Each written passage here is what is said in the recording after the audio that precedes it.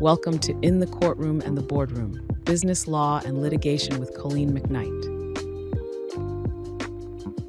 Hello and welcome to In the Courtroom and the Boardroom, Business Law and Litigation with Colleen McKnight. I'm Kevin Rosenquist, and as always, I'm here with trial attorney and founder of McKnight Law, Colleen McKnight. Today, we're going to talk about contract clauses that can make or break your business.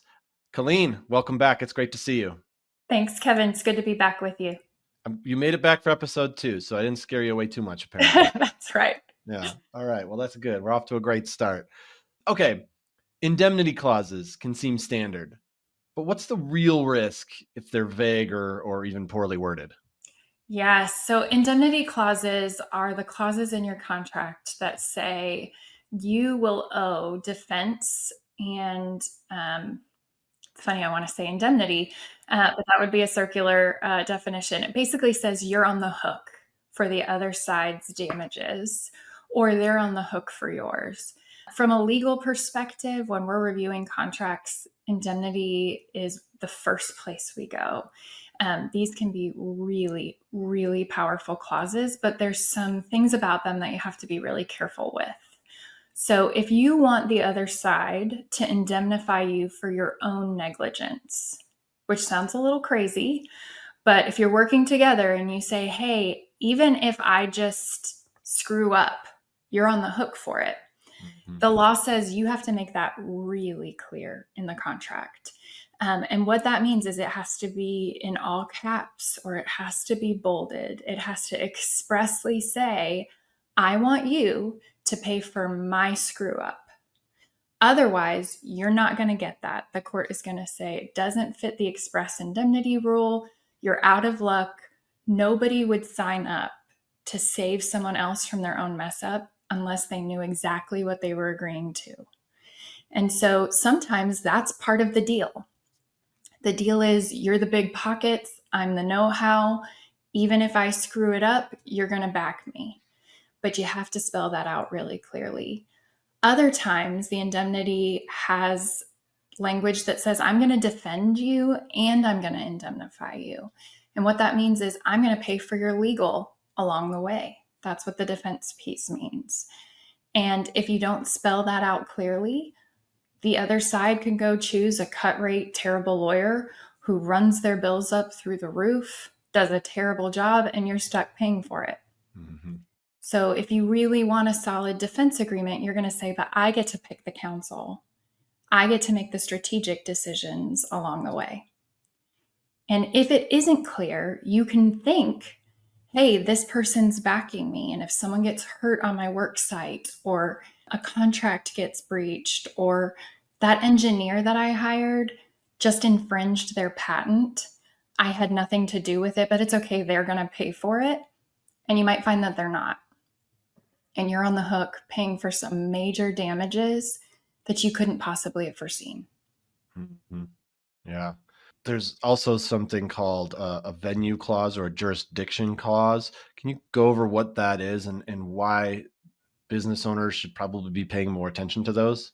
Yeah, absolutely. So oftentimes in contracts, you get to choose, if we have a dispute over this in the future, where is that fight going to take place?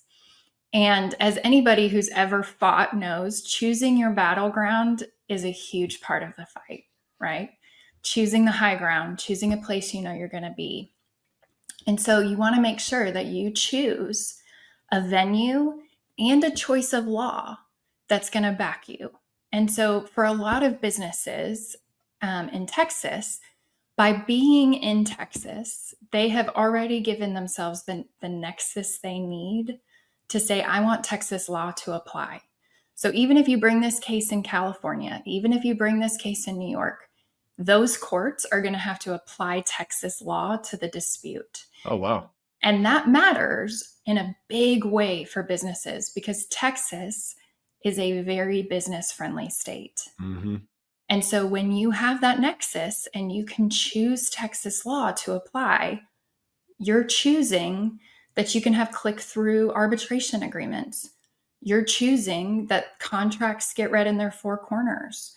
You're choosing incredibly business-friendly laws. I mean, Kevin, almost to the point where I think most businesses should have a principal place of business in this state. And we're seeing that. Businesses are moving to Texas quite a bit because they get to choose that law. Well, Houston especially, right? Houston's like booming.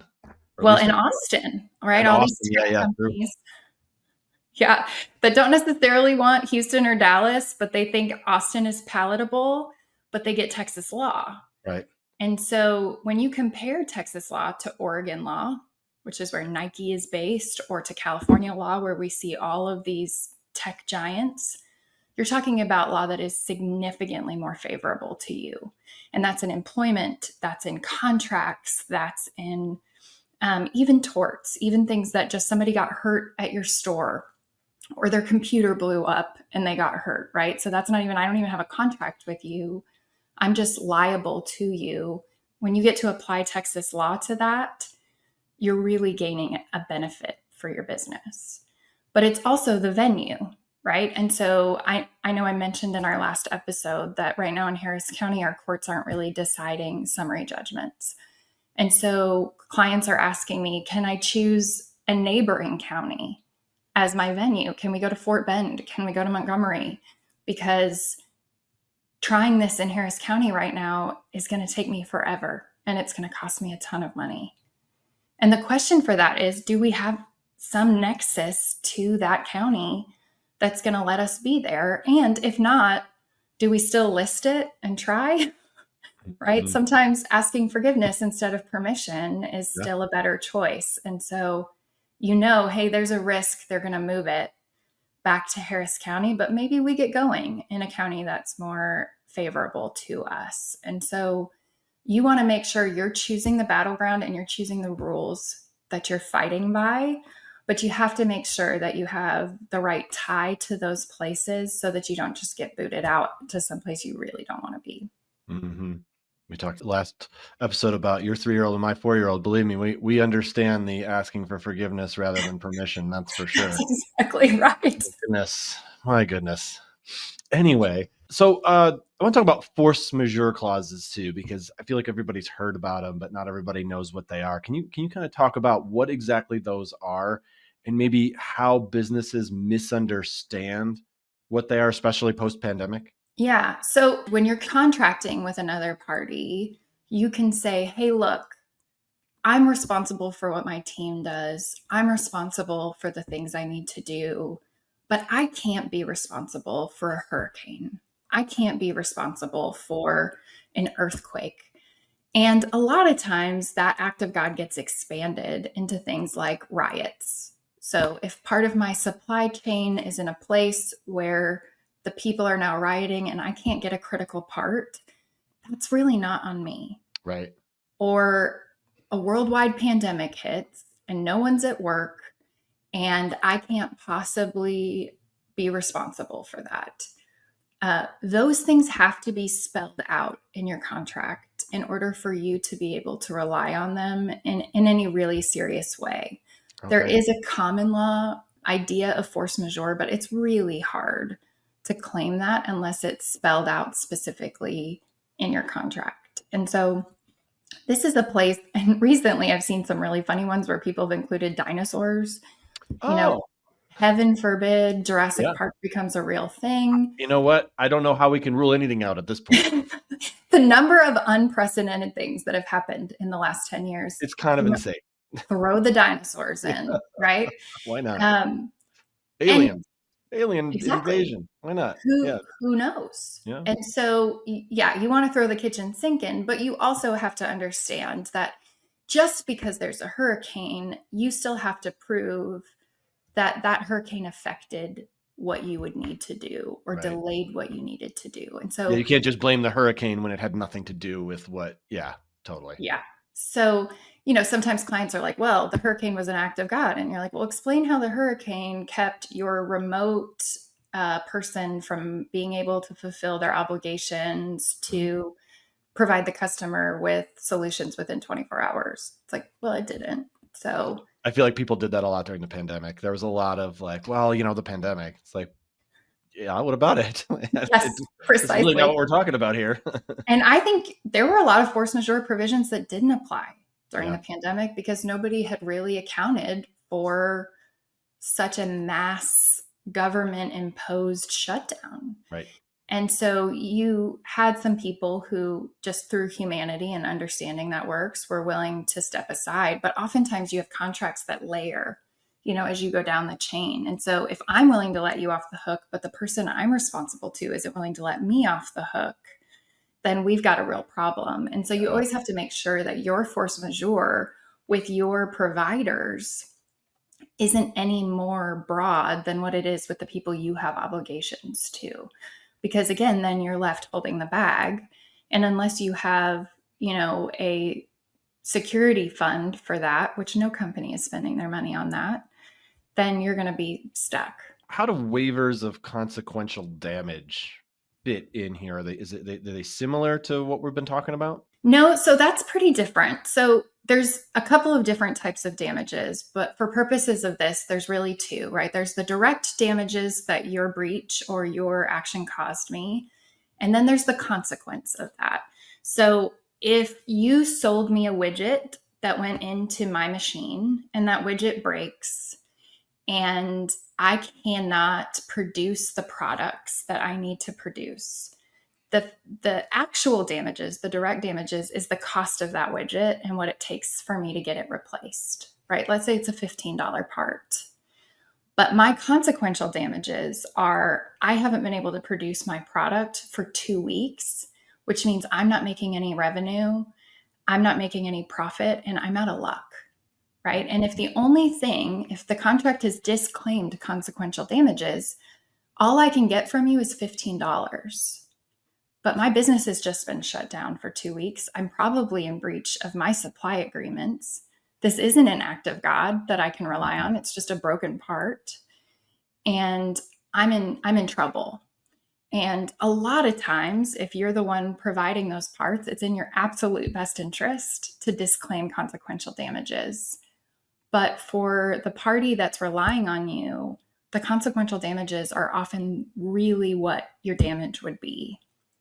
And I see this most often in non-disclosure agreements. So I have some amazing invention. I'm going to share it with you for the purposes of you deciding whether you want to contract with me. So we enter into an NDA.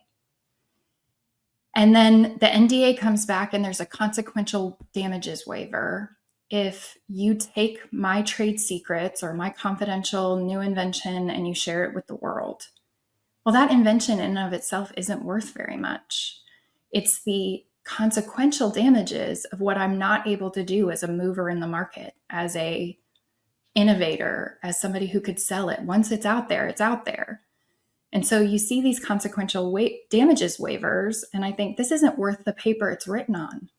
You sign it, but it's not protecting you at all because those direct damages are basically nothing. And so making sure that you have really thought through, what is this consequential damages waiver? What are my damages going to be if you breach this contract?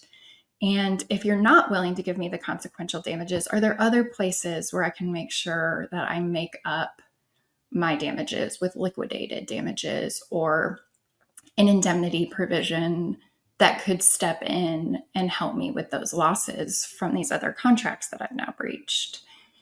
And so, sometimes people are like, no, we're just not going to be on the hook for anything that's consequential. And I understand that urge, but it can leave clients in a really bad spot. Yeah, I would say so.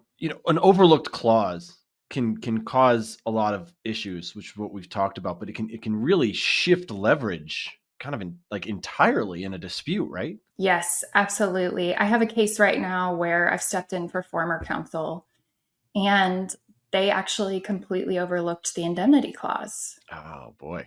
And Wow. so a fight for the last 3 years has been this one party saying, I'm willing to pay this, but I'm not willing to pay the other person's liability. I'm not paying your attorney fees. I'm not paying these things. And we say, okay, well, but can you look at paragraph 10 and tell me how it's possible that you don't think you're responsible for that?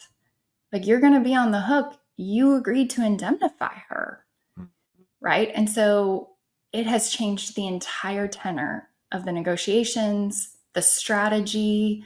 Maybe we can, come to this person and manage things now that they understand this isn't just a moral obligation, it's a contractual one.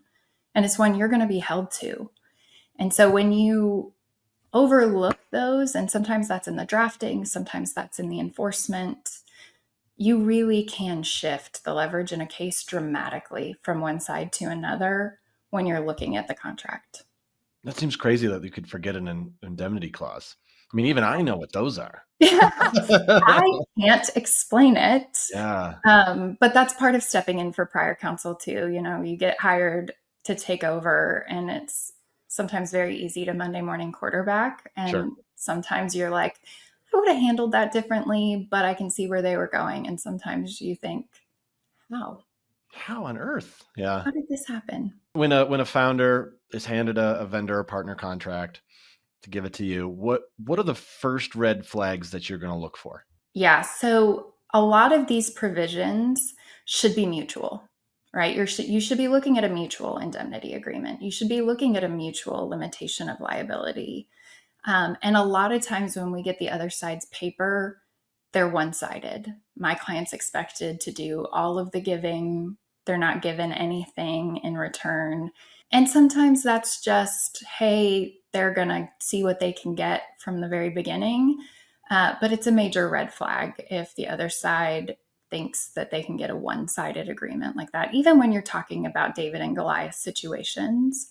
And often I'm working with smaller companies that are contracting with majors. You're talking the Exxons, the Shells, the Apples of the world. They're giants. And so you often don't feel like you have a ton of leverage. But accepting a one-way indemnity or a one-way limitation of liability is a giant red flag.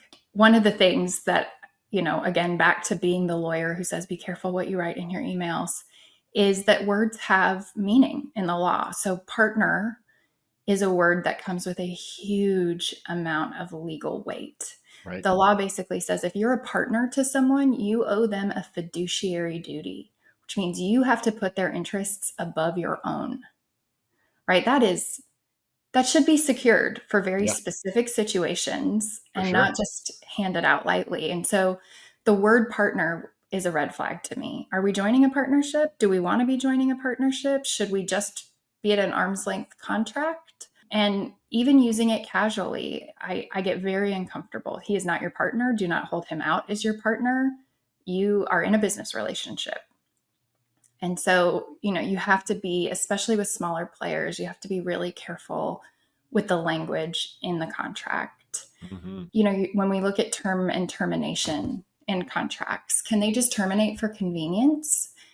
Really understanding how my clients do business and how they make their revenue really determines how they can handle a termination. If you're on a subscription and we've already booked that income, you can't just cut and run in the middle of that year.